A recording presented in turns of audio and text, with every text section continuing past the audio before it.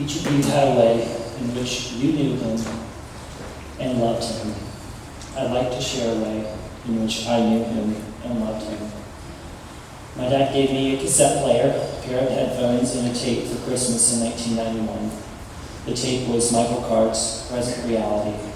I wore out the tape, headphones, and player, listening to it over the next several years. It would be fair to say that no album has had a greater impact on my life than this one.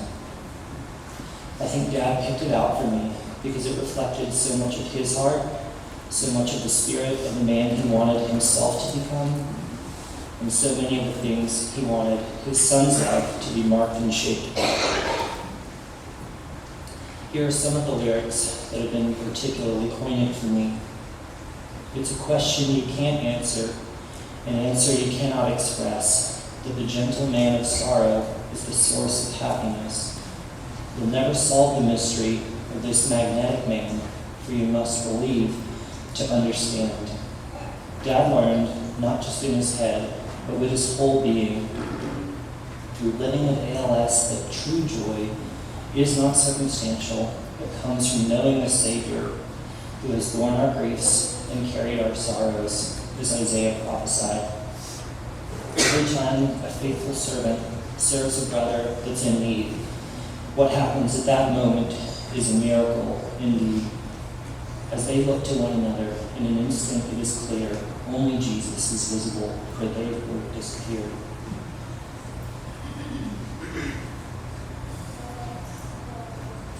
He is in the hand that reaches out to give. He is in the touch that causes men to live. So speak with your life now, as well as your tongue. Shelter the homeless, take care of the young. In his distressing disguise, he hopes that we'll realize that when we take care of the poorest of them, we've really done it to him. With Mom at his side, Dad opened Majestic Oaks to Bethany foster babies in Summerfield to transient people of all stripes. He showed us pure and undefiled religion and the very person of Christ by loving the poor and bringing them to share his home. In the language of his soul, it's burning like a coal. There's a voice that is saying, you can be whole. A life where all is new, of timeless moments waits for you. With the heart alone you see, you must live this mystery. Dad experienced physical brokenness in his body at a time he most desperately wanted to retain his physical capacities for being a grandfather to his grandchildren, to continue serving his church and community, and to adventure with Mom in coming retirement. However, the wholeness he longed for was waiting in his eternal home, and the pain for him and those who loved him to experience his brokenness this side of eternity was deep and difficult. In stillness and simplicity, I hear the Spirit's silent plea that you, O Lord, are close to me. As Dad's speech became increasingly labored, he talked ever less and listened ever more. An adroit thinker, always able to distill clarity from complexity. His taste for simple truths became ever greater as the end approached. He longed to hear of God's greatness, the good he desired for his creation, and of striving that was not losing, because the right man was on the side of one who humbly sought him. Maranatha is the cry of the heart that's hopeful yet weary of waiting, felt and joyful with the burdens it bears, it's sick with anticipating, to long for the promised one day after day, and the promise that he'd soon return. It's certain that waiting's the most bitter lesson a believing heart has to learn. Come, Lord Jesus, was long the cry of Dad's heart. He longed for renewal in all things. But as his end neared, it gained a new and fervent urgency. Dad shared life's wonder and wildness with his beloved wife, with his children, and all those, many in this room and more, who had the blessing of knowing him. His joy was rooted in knowing the God of the universe through the work of Jesus in his heart.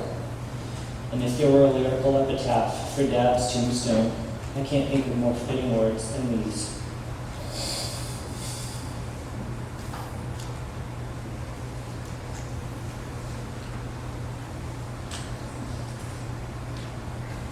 There is a joy in the journey. There's a light where we can love on the way.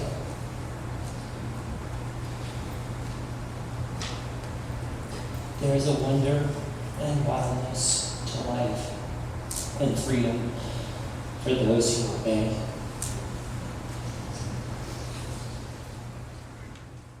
One thing I want to say really quickly that was not planned, but Betsy and Maureen and Holly and Lucy, y'all know how much Joe loved you. He loved you with his whole heart. And I never want y'all to forget that. And I want you to know that your Savior loves you even more than your God. And I hope you always will remember that.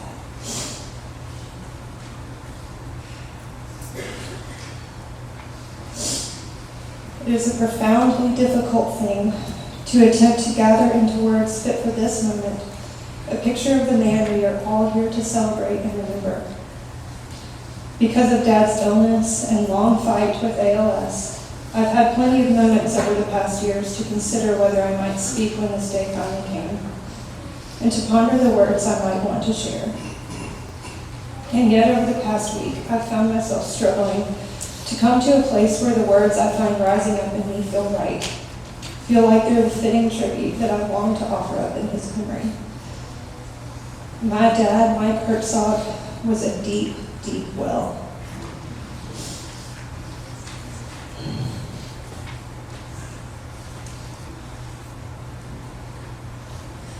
There was so much to him that was visible on the surface, and so very much that rested beneath it. I love that at a time like this, so many people are able to offer up different perspectives on his character, memories of his life, and insights into the man of God that he was. For all of the ways that we have been a close family, there are also parts of my dad that could feel unknown and even unreachable at times.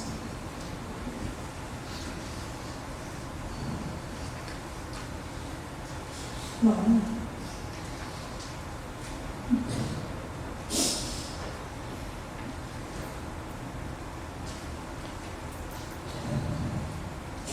You were Dad's safe haven and his true hope.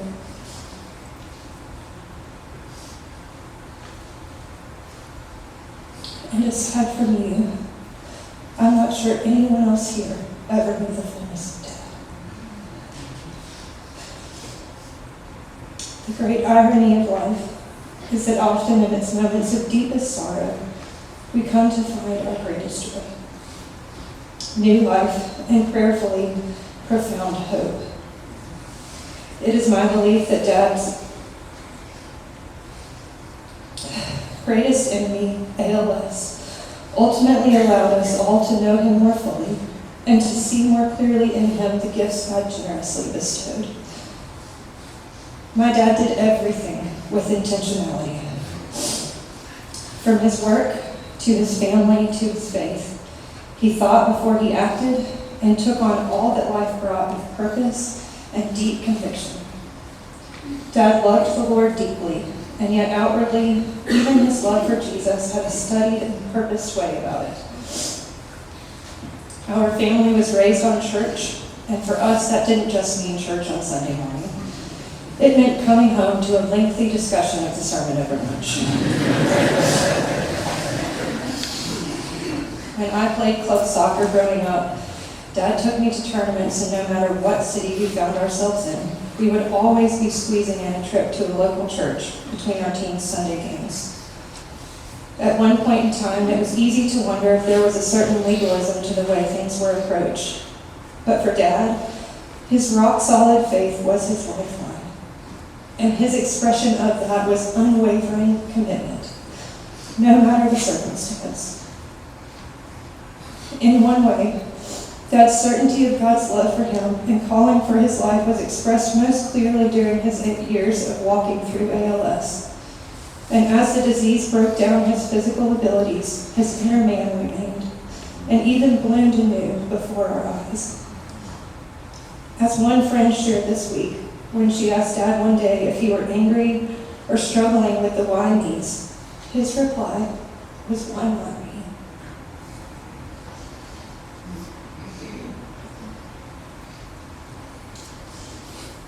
Of course, Dad did struggle, but his years of acting out habitual commitment to prioritizing time with and worship of the Lord had worked in him a heart change that truly altered his inner man.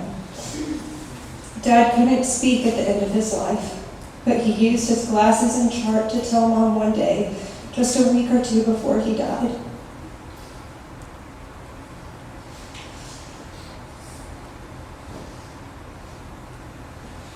"I'm struggling to sit up, hold my head up, to swallow and to breathe. But otherwise, I'm great. I'm looking for that chariot." For those of us aching in this loss, the hope of today lies not in looking backward, but in believing as Dad did with every fiber of his being, that the bright tomorrow we expect and long for shall indeed come. And we can therefore sing through these days of sorrow, because all shall indeed be well. Dad's fully restored and perfected person is with Jesus. His well has found its ultimate depth. Jesus' love led my dad onward and homeward and brought him safely to his glorious rest. And so now we sing.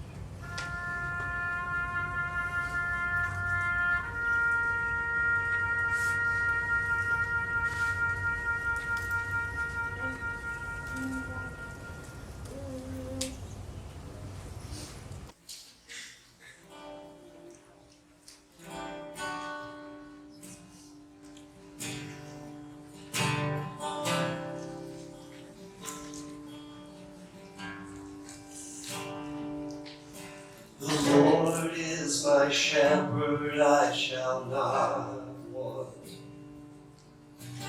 In green pastures he makes me lie down.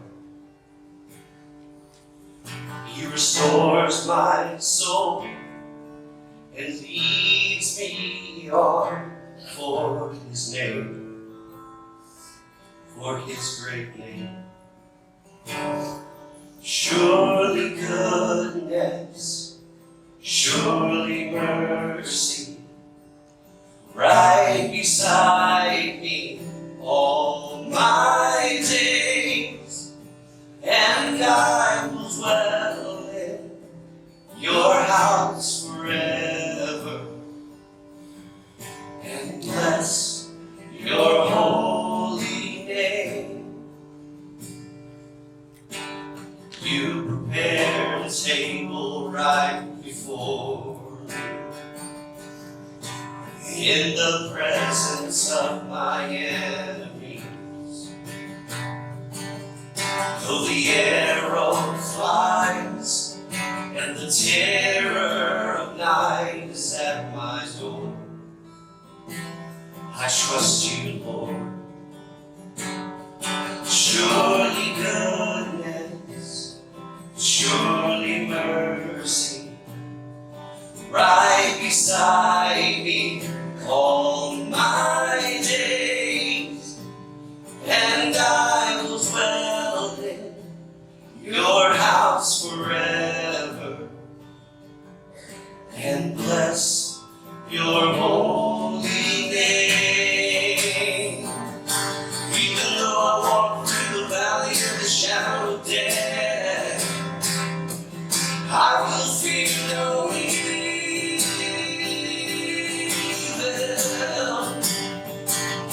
Even though I walk through the valley of the shadow of death, you are on my side.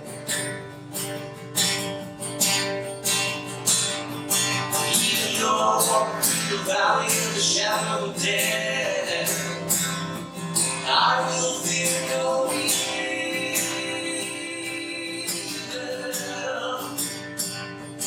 Even though I walk through the valley of the shadow of death, you are on my side. To the Lord.